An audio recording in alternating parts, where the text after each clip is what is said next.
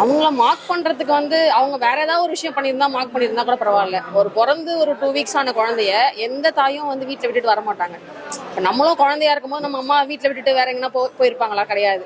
அப்போ நம்ம இது அரசியல் ரீதியா பார்க்காம ஒரு பொண்ணா தான் குழந்தைய கையில வச்சுக்கணும்னு நினைக்கிறது தப்பே கிடையாது. எந்த இடத்துக்கு போனோம், இப்போ ஆபீஸ் போறாங்க, அந்த இடத்துல கூட்டு போக முடியலன்னும் போது அவங்க என்ன பண்ணுவாங்க, மெட்டர்னிட்டி லீவ் எடுத்துப்பாங்க.